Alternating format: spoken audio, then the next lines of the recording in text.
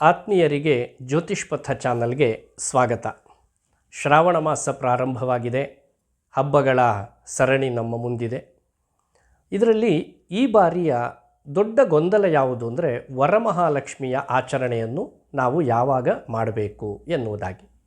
ವರಮಹಾಲಕ್ಷ್ಮಿ ವ್ರತದ ಮಹತ್ವ ಸಾಮಾನ್ಯವಾಗಿ ಎಲ್ಲರಿಗೂ ತಿಳಿದಿದೆ. ಲಕ್ಷ್ಮಿಯ ಅನುಗ್ರಹಕ್ಕೆ ಬೇಕಾಗಿ, ನಮ್ಮ ಎಲ್ಲ ವ್ಯವಹಾರಗಳ ಸಿದ್ಧಿಗೆ ಬೇಕಾಗಿ ಹಾಗೂ ಮನೆಯಲ್ಲಿ ಅಷ್ಟೈಶ್ವರ್ಯಗಳ ಅಭಿವೃದ್ಧಿಗೆ, ಅತ್ಯಂತ ಸುಖ ಸಮೃದ್ಧಿಯಿಂದ ನಾವು ಬದುಕನ್ನು ಸಾಗಿಸುವುದಕ್ಕೆ ಮಹಾಲಕ್ಷ್ಮಿಯ ಅನುಗ್ರಹ ಆಗಬೇಕು. ಅದರಲ್ಲಿ ಅತಿ ವಿಶಿಷ್ಟವಾದ ವರಮಹಾಲಕ್ಷ್ಮಿ ವ್ರತದ ಆಚರಣೆ ನಮಗೆ ಅತ್ಯಂತ ಫಲದಾಯಕವಾದುದು. ಹಾಗಾಗಿ ಶ್ರಾವಣ ಮಾಸದ ಶುಕ್ರವಾರದಂದು ನಿಗದಿಯಾದ ಈ ವರಮಹಾಲಕ್ಷ್ಮಿಯ ಆಚರಣೆಯನ್ನು ನಾವು ಮಾಡುತ್ತಾ ಬಂದಿದ್ದೇವೆ. ಆದರೆ ಈ ಬಾರಿ ಶ್ರಾವಣ ಮಾಸದಲ್ಲಿ 5 ಶುಕ್ರವಾರಗಳು ಬಂದಿರೋದರಿಂದಲೂ ಶುಕ್ಲ ಪಕ್ಷದಲ್ಲಿ 3 ಶುಕ್ರವಾರ ನಮಗೆ ಮೇಲ್ನೋಟಕ್ಕೆ ಕಾಣಿಸ್ತಾ ಇದೆ. ಹಾಗಾಗಿ ಗೊಂದಲಕ್ಕೆ ಇದೊಂದು ಕಾರಣವಾಗಿದೆ. ಅನೇಕರು 3ನೇ ಶುಕ್ರವಾರ, ಅದು ಹುಣ್ಣಿಮೆಯ ದಿವಸವೇ ಬಂದಿದೆ, ಪೌರ್ಣಮಿ ದಿವಸ ಬಂದಂತಹ ಆ ಶುಕ್ರವಾರವೇ ವರಮಹಾಲಕ್ಷ್ಮಿಯ ಆಚರಣೆ ಮಾಡುವುದು ನಮಗೆ ಅತ್ಯಂತ ಶ್ರೇಷ್ಠ ಎನ್ನುವುದಾಗಿ ಭಾವಿಸಿ ಆ ದಿವಸವನ್ನು ಇಟ್ಟುಕೊಂಡಿದ್ದಾರೆ. ಆದರೆ 2ನೇ ಶುಕ್ರವಾರ ಸಾಮಾನ್ಯವಾಗಿ ವರಮಹಾಲಕ್ಷ್ಮಿ ಆಚರಣೆಯನ್ನು ಇದುವರೆಗೆ ಮಾಡುತ್ತಾ ಬಂದವರು ನಾವು. ಹಾಗಾಗಿ ಈ ಬಾರಿ ಯಾವಾಗ ಮಾಡಬೇಕು ಎನ್ನುವಂಥದ್ದು ಗೊಂದಲ. ಆ ಗೊಂದಲದ ನಿವಾರಣೆಗೆ ಬೇಕಾಗಿ ನಾನು ಈ ವಿಡಿಯೋವನ್ನು ಮಾಡ್ತಾ ಇದ್ದೇನೆ. ಆತ್ಮೀಯರೇ, ಪರಾಭವನಾಮ ಸಂವತ್ಸರದ ಶ್ರಾವಣ ಮಾಸ ಶುಕ್ಲ ಪಕ್ಷದ ಶುಕ್ರವಾರಗಳು ಹೀಗಿವೆ. ಒಂದು ದಿನಾಂಕ 14 ಆಗಸ್ಟ್, ಮತ್ತೊಂದು 21 ಆಗಸ್ಟ್, ಇನ್ನೊಂದು 28 ಆಗಸ್ಟ್. ಈ 3 ದಿವಸಗಳು, 3 ಶುಕ್ರವಾರವೂ ಕೂಡ ಶುಕ್ಲ ಪಕ್ಷದಲ್ಲಿ ಬಂದಿದೆ. ನೋಡಿ, 14ನೇ ತಾರೀಕು ಬಿದಿಗೆ ತಿಥಿಯಲ್ಲಿ ಇರುವಂತಹ ದಿವಸ. ಆ ಬಿದಿಗೆ ತಿಥಿ ಸರಿಸುಮಾರಾಗಿ 35 ಘಳಿಗೆ ಇದೆ. ಅಂದರೆ ಇಡೀ ದಿವಸ ಬಿದಿಗೆ ತಿಥಿ ಎನ್ನುವಂಥದ್ದಿದೆ. ಶುಕ್ರವಾರ ಸಂಘಟನೆಯಾಗಿದೆ. ಇನ್ನು 2ನೆಯ ಶುಕ್ರವಾರ 21ನೆಯ ತಾರೀಕು ನವಮಿ ತಿಥಿ 42 ಘಳಿಗೆ, ಅಂದರೆ ಸರಿಸುಮಾರಾಗಿ ರಾತ್ರಿ 11-11:30ವರೆಗೂ ಕೂಡ ಇದು ವ್ಯಾಪಿಸಿರುತ್ತೆ. ಇನ್ನು 3ನೆಯ ಶುಕ್ರವಾರ 28ನೆಯ ತಾರೀಕು, ಗಮನಿಸಿ, ಇದು ಅತ್ಯಂತ ಗಮನಾರ್ಹವಾದಂತಹ ಒಂದು ವಿಷಯ. 28 ಆಗಸ್ಟ್ 2026 ಪರಾಭವನಾಮ ಸಂವತ್ಸರದ ಶ್ರಾವಣ ಶುಕ್ಲ ಪೂರ್ಣಿಮಾ ಹುಣ್ಣಿಮೆ. ಕೇವಲ 6 ಘಳಿಗೆ 46 ಲಿಪ್ತಿ ಇದೆ. ಅಂದರೆ ಬೆಳಿಗ್ಗೆ 8:57 ಹುಣ್ಣಿಮೆ ಇದ್ದು, ಆ ಬಳಿಕ ಕೃಷ್ಣ ಪಕ್ಷದ ಪ್ರತಿಪತ್ ಎನ್ನುವ ತಿಥಿ ಬರುತ್ತೆ. ಅಂದರೆ ಪಾಡ್ಯ, ಬಹುಳ ಪಾಡ್ಯ ತಿಥಿಯ ಆಗಮನ ಆಗುತ್ತೆ. ಈ ಹಿನ್ನೆಲೆಯೊಳಗೆ ನೋಡಿದರೆ ಮೊದಲಿಗೆ ನಮಗೆ ಸಹಾಯಕ್ಕೆ ಬರುವಂಥದ್ದು ಈ ವರಮಹಾಲಕ್ಷ್ಮಿ ವ್ರತಾಚರಣೆಯ ಭವಿಷ್ಯ ಪುರಾಣದಲ್ಲಿ ಹೇಳಿದ ಕಥೆ. ಆ ಕಥೆಯನ್ನೊಮ್ಮೆ ನಾವು ಅವಲೋಕಿಸಿದಾಗ ಕುಂಡಿನಪುರ, ಆ ಕುಂಡಿನಪುರದಲ್ಲಿದ್ದ ಚಾರುಮತಿಯ ಕಥೆಯನ್ನು ವಿಸ್ತಾರವಾಗಿ ಹೇಳುತ್ತಾ ಇದ್ದಾರೆ. ಆ ಕಥೆಯ ನಡುವೆ ಬಹಳ ಸೊಗಸಾಗಿ ಒಂದು ವರ್ಣನೆಯನ್ನು ಮಾಡ್ತಾ ಇದ್ದಾರೆ. ಖ್ಯಾತಂ ಪುಣ್ಯಂ ಮಯಾ ವಿಪ್ರ ವರಲಕ್ಷ್ಮೀ ವ್ರತಂ ಶುಭಂ ಶ್ರಾವಣೇ ಶುಕ್ಲಪಕ್ಷೇತು ದ್ವಿತೀಯೇ ಭೃಗುವಾಸರೆ. ಇಲ್ಲಿ ಯಾವುದೇ ಗೊಂದಲಕ್ಕೆ ಎಡೆ ಇಲ್ಲದ ಹಾಗೆ ಶ್ರಾವಣ ಮಾಸದ ಶುಕ್ಲ ಪಕ್ಷದ 2ನೆಯ ಶುಕ್ರವಾರ ಈ ವರಮಹಾಲಕ್ಷ್ಮಿ ವ್ರತದ ಆಚರಣೆಯನ್ನು ಮಾಡಬೇಕು ಎನ್ನುವುದಾಗಿ ನಮಗೆ ಸ್ಪಷ್ಟವಾದ ಹೇಳಿಕೆ ದೊರಕುತ್ತೆ.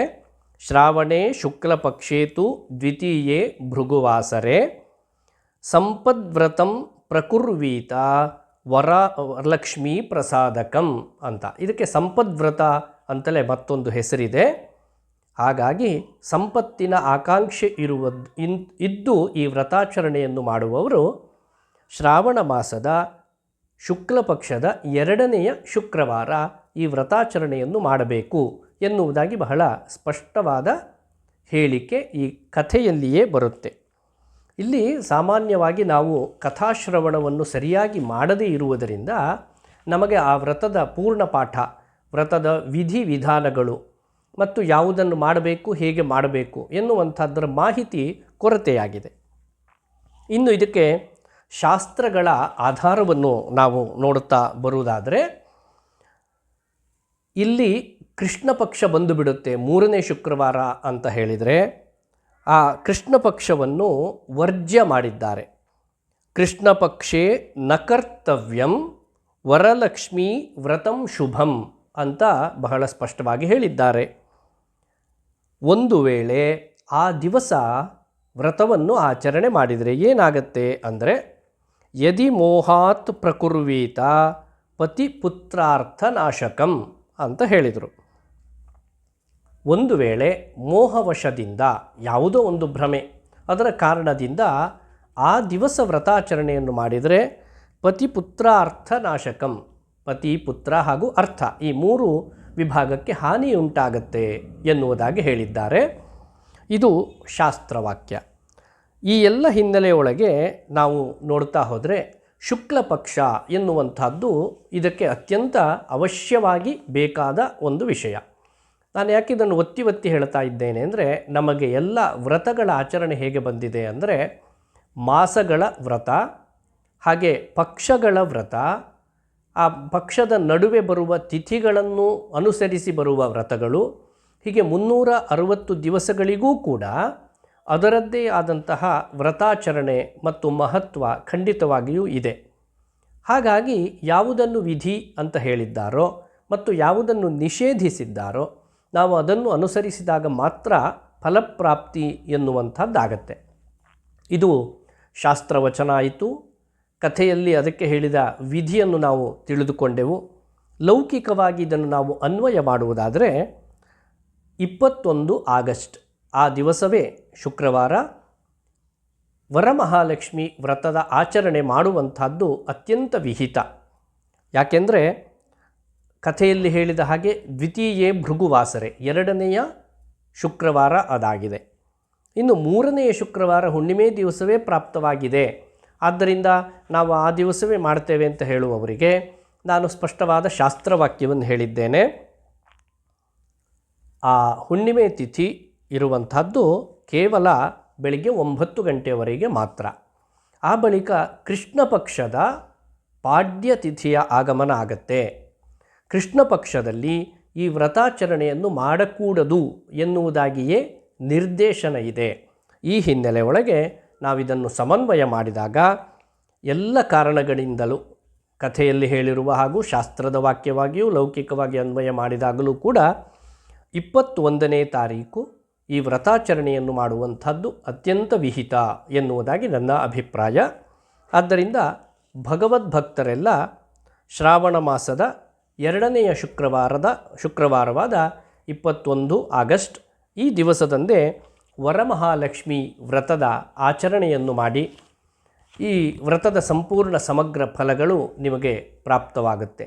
ಯಾಕೆಂದರೆ ನಾನು ಮತ್ತೆ ಹೇಳಬಯಸುವಂಥದ್ದು ಒಂದೇ ವಿಷಯ, ಯಾವುದೇ ಒಂದು ವಿಧಿವಿಧಾನಗಳನ್ನು ಆಚರಣೆ ಮಾಡಬೇಕಾದರೆ ನಮಗದಕ್ಕೆ ಆಧಾರವಾಗಿರುವಂಥದ್ದು, ಮೂಲವಾಗಿ ಇರುವಂಥದ್ದು ಆ ಶಾಸ್ತ್ರಗ್ರಂಥಗಳೇ.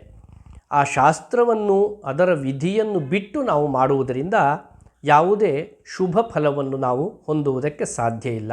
ಆದ್ದರಿಂದ ಅತ್ಯಂತ ಸೂಕ್ಷ್ಮವಾದ ವಿಷಯವನ್ನು ನಿಮ್ಮ ಮುಂದೆ ಇಟ್ಟಿದ್ದೇನೆ. ಎಲ್ಲರೂ ಕೂಡ ವರಮಹಾಲಕ್ಷ್ಮಿಯ ಪೂರ್ಣಾನುಗ್ರಹಕ್ಕೆ ಭಾಜನರಾಗಿ ಎನ್ನುವುದಾಗಿ ಆಶಿಸುತ್ತೇನೆ. ಸಮಸ್ತ ಸನ್ಮಂಗಲಾನಿ ಭವಂತು. ಧನ್ಯವಾದಗಳು.